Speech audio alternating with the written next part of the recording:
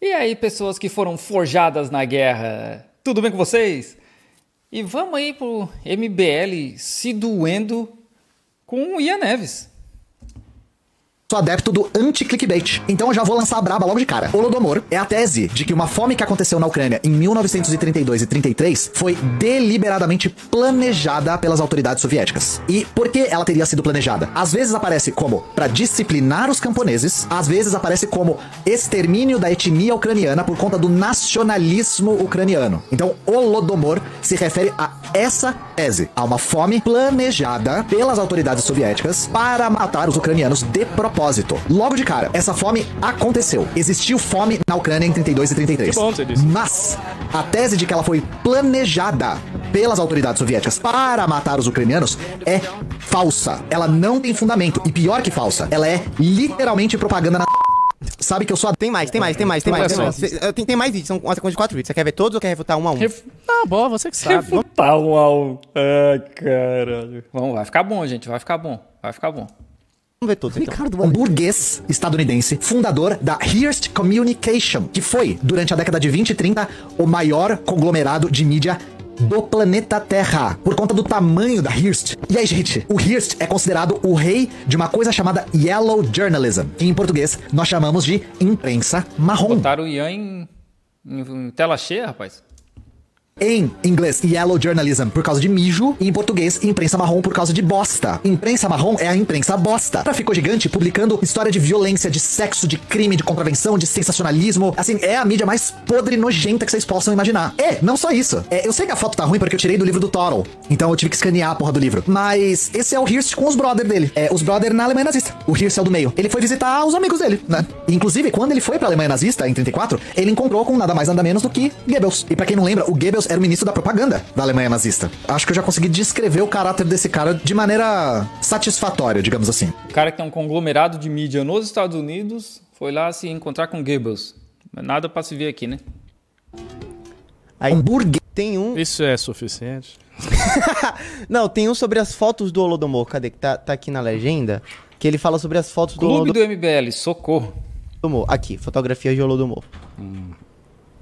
Então assim, gente, o cara disse que ele contrabandeou uma câmera, viu e fotografou a fome na Ucrânia. Como que ele fotografou a fome, sendo que ele não esteve lá? Ele não esteve na Ucrânia. E aí, o cara foi investigar. Ele foi procurar nos arquivos e descobriu que as fotos eram de até 18 anos antes. O quê? Nazista mentindo? Não, isso não pode acontecer, cara. Nazista contra comunismo? Nunca imaginei que isso poderia acontecer. São todas falsas. Todas. Essa foto do cavalo, por exemplo, que vocês estão vendo aí, é uma foto da Primeira Guerra Mundial. Tem foto, gente, de gente vestida com o uniforme da polícia do czar. Tem foto do Império Austro-Húngaro. Tem foto em tudo que é lugar da Europa. A cara dos dois do MBL pensando... Por quê, né? Por que a gente resolveu tentar refutar isso aqui, né? Por quê, né? O cara achou essas fotos no arquivo. E outra evidência, quando ele foi investigar, ele descobriu que não houve fome na Ucrânia em 34. A fome foi em 33. Então a gente tem um artigo publicado muito tarde, com um cara que não foi pra Ucrânia, com fotos que são de até 18 anos atrás, e errando a data da fome. Então assim, gente, o cara disse... Oi. Então, Oi, vamos lá. Assim, Pega um ar, cara, pega um ar. eu já comentei esse negócio de Holodomor aqui, e assim, eu sou longe de ser um especialista em comunismo nem em história ucraniana. Mas o fato é, existem controvérsias a respeito desse episódio que são semelhantes às controvérsias que existem a respeito do dito genocídio armênio. Até hoje, o governo turco não admite que foi um genocídio. Porque foram eles que causaram, né? Óbvio. Óbvio, né, cara? Já viu o Império Britânico pedindo desculpa por 35 milhões de mortes na Índia? Não vai rolando. O historiador Bernard Lewis, ele tem um comentário em que ele diz que não foi genocídio. Por quê? Porque não houve um planejamento sistemático visando matar, etc. Primeiro comentário meu. Amplamente a esquerda, inclusive comunista... Até agora ele não refutou nada do que Ian falou, né? Porque Turquia e Armênia não tem nada a ver com o Holodomor. Falam que Bolsonaro é um genocida. Genocida! As pessoas... Vai defender o Bolsonaro, irmão? As pessoas falam, a esquerda comunista, que existe o genocídio do povo negro. Ou seja, nesses dois casos, usando o critério de definição mais estrito do genocídio, é como se houvesse um planejamento intencional partindo do Estado para matar as pessoas na época do Covid. Que isso é... Quando o cara fala que não vai tomar vacina e toma e manda as pessoas não tomarem vacina porque dá AIDS, ou quando ele se recusa a socorrer Manaus, né, que a Venezuela tem que mandar oxigênio para Manaus porque o cara não manda. Quando eles fazem um processo de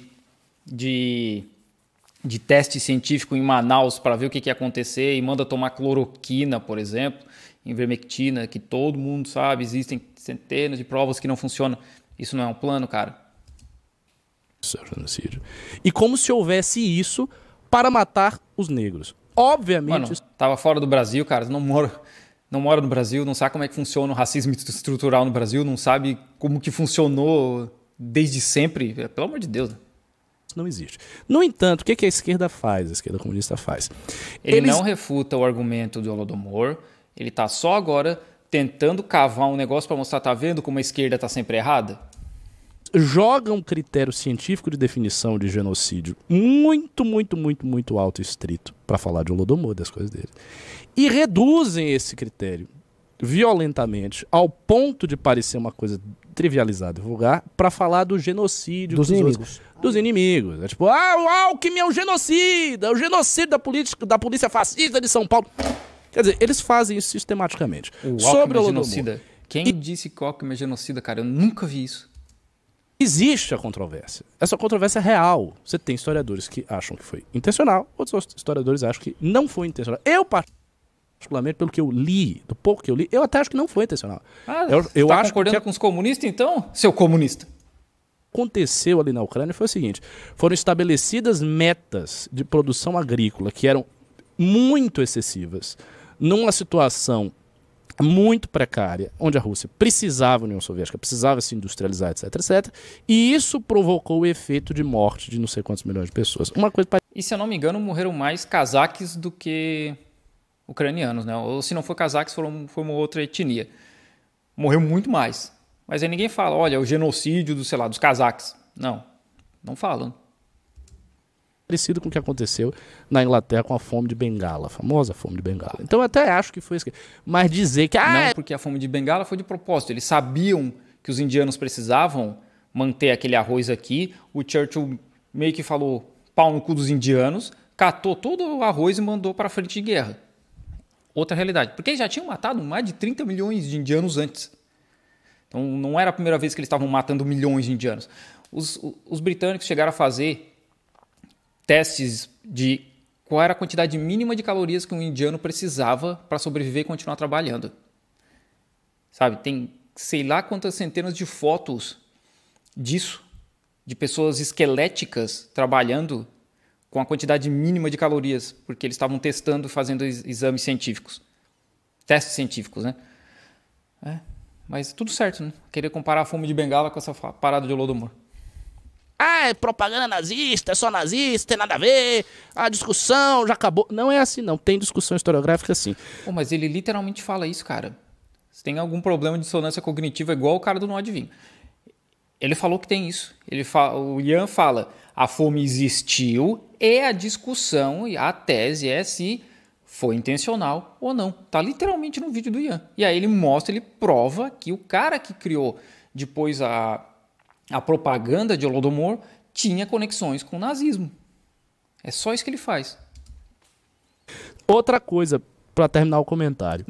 Ele fala, não refutou nada até agora. Os nazistas. Veja, a União Soviética fez um pacto com os nazistas. Sim, fez.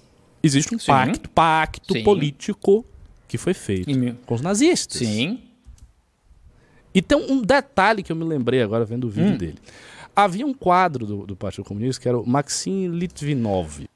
A União Soviética faz um acordo, o Ribbentrop-Molotov, em 1939, se eu não me engano, que é porque eles estavam tentando fazer um acordo com a Inglaterra e com a França, de defesa também, né? E a Inglaterra e a França estavam um pouco se fudendo porque era um país comunista, porque eles sabiam, né, que ia dar ruim, que o Hitler estava crescendo, só que o Hitler estava se expandindo para o leste europeu. Então, para francês, britânico, eles estavam isso mesmo, vai, irmão, vai na fé, vai esse vai até Moscou se puder. Então, eles não estavam nem aí. Quando a União Soviética vê que esse acordo com a França e com o Reino Unido não ia dar em nada, o que os caras fazem? Eles assinam um acordo de não agressão com a Alemanha nazista para dar tempo deles se prepararem. Mover as indústrias que estavam ali, que era uma região mais acessível para o exército alemão, por exemplo, mover tudo para o centro da Rússia, aumentar a produção de armamentos, tentar dar um respiro para que eles pudessem se preparar para uma possível invasão, como aconteceu. Óbvio que ele era judeu. O que é que o Partido Comunista fez? Tirou esse quadro do trato, botou um cara que não era judeu, para não incomodar a sensibilidade antissemita dos nazistas para fazer o acordo e tal. E houve um acordo entre a União Soviética e nazismo. Isso aconteceu, de fato. Mano, aconteceu porque os caras precisavam de tempo. Então, assim, o uso demonizado... Sabe o que aconteceu também entre nazistas? O Ford recebeu uma cruz de ferro, a IBM forneceu as máquinas que faziam um recenseamento na Europa inteira para saber quem que era 100% nazista, quem era o meio nazista, quem era um quarto nazista, um oitavo nazista, 16avos nazista. Judeu. Nazista não, judeu. A IBM forneceu esses documentos. A IBM está aí até hoje. A Coca-Cola fornecia coisas, né? A Hugo Boss, a Adidas. Todo mundo aí fez acordo com o nazista. Tá tudo aí, né? A Noruega, Dinamarca, vários desses países aí que, quando a gente vê quando os nazistas resolvem se voltar para o oeste, e aí, em 2 meses eles tomam o oeste europeu, basicamente, né? Eu não lembro se foi exatamente 2 meses, né? Mas foi muito rápido. Você vai ver que os caras que mandavam nas Bélgica da vida, nas Noruega, era tudo simpatizante, por isso que foi tão fácil. Demonizador o nazismo, ó, tá vendo aqui os nazistas... É possível que os nazistas tenham dito, sim, é possível que várias propagandas nazistas tenham circulado, mas e daí? A União Soviética fez acordo com os nazistas. E a controvérsia historiográfica existe. E o que isso tem a ver com o Holodomor, cara? O que isso tem a ver com o Holodomor? E o uso que a esquerda faz da palavra genocídio de uma forma politicamente calculada existe também. Pô, é o que eu falei. Outro dia os caras estavam dizendo que Bolsonaro era genocida, pô. Tá passando pano, irmão. Quer dizer, morreram 5 milhões de pessoas na Ucrânia. Ah, não é genocídio porque não houve uma ordem expressa e tal. Não. Ai.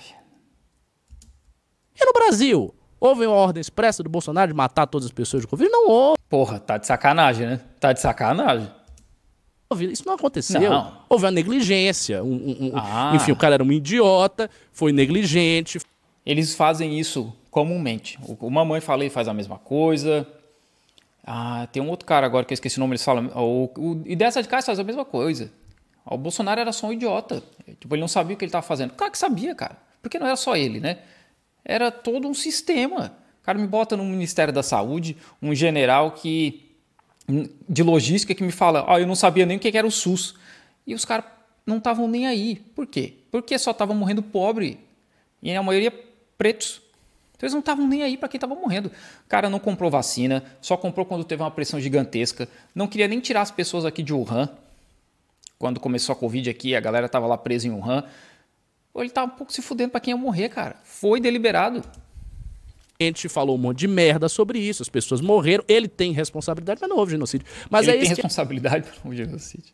Ele usa, genocídio disso, é genocídio do povo negro, é genocídio não sei o quê.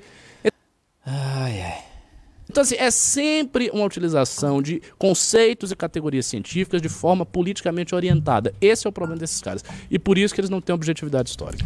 Mano, 8 minutos de vídeo e tu não refutou nada. Nada do vídeo do Ian. Nada. E aí tu vem dizer que o Ian não tem responsabilidade histórica. Vocês que estão assim... Que vergonheira, mano. Essa é a galera forjada na guerra, né? A galera que tenta aí fazer debate e agora começou a usar essa estratégia que a gente usa também, né? De tentar refutar comunistas para ganhar view e no fim o máximo que eles fazem é passar vergonha.